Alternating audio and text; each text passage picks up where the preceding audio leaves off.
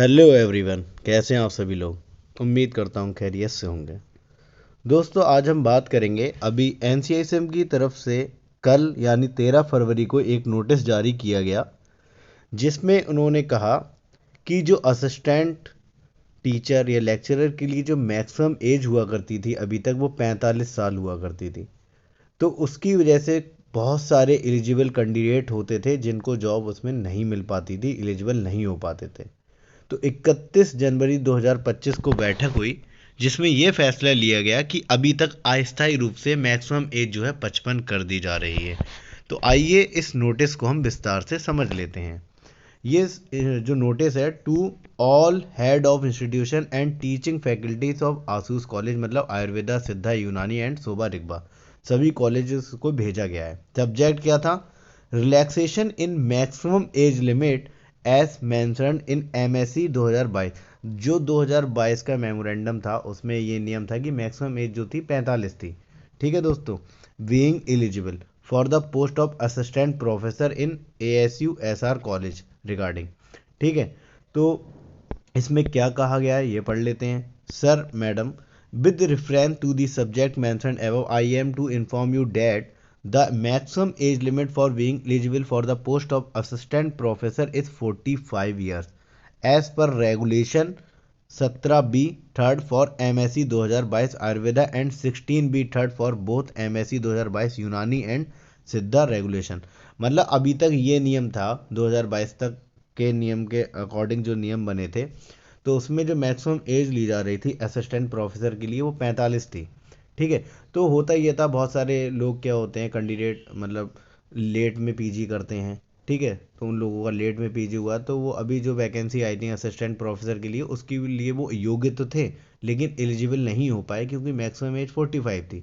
तो इस वजह से जो 31 जनवरी 2025 को बैठक हुई और इसमें यह फैसला लिया गया कि अभी अस्थायी रूप से इस एज को बढ़ाया जा रहा है। ठीक है। तो इसमें पढ़ सकते हैं, for the post of assistant professor no teaching experience shall be required. क्योंकि असिस्टेंट प्रोफेसर की जो जॉब होती है दोस्तों, उसमें टीचिंग एक्सपीरियंस की कोई रिक्वायरमेंट नहीं है। But the age shall not exceed 45 years at the time of first appointment. मतलब जब उनका फर्स्ट अपॉइंटमेंट हो रहा है तो अभी तक जो रूल था उस तक मैक्सिमम एज जो मांग रहे थे वो 45 थी। ठीक है दोस्तों। However, there is no maximum age limit set for eligibility to appear in NEET, AIAPGT as well as NET and NTET examination.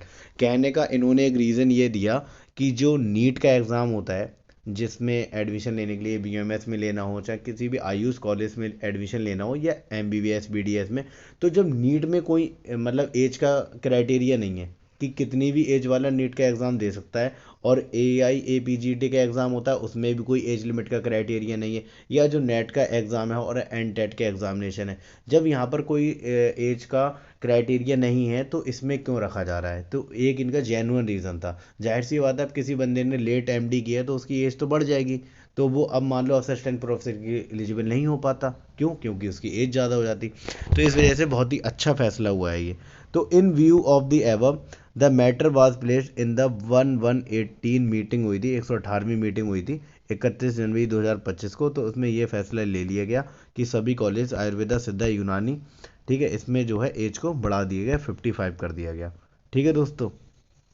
बाकी आप इसमें पढ़ सकते हैं, therefore it is hereby by informed that candidate who were above 45 years of age and not exceed at the age of superannuation having concerned post graduation from recognized university cleared an entered examination may also apply for the fresh teachers code till 15 February 2025।